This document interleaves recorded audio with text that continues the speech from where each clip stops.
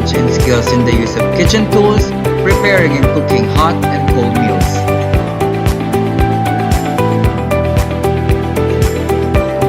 This is a technical vocational program that develops skills in planning, preparing, cooking, and serving various menus. Students are taught how to make cooked meat appetizers, salads, vegetables, sandwiches, eggs, desserts, and many more.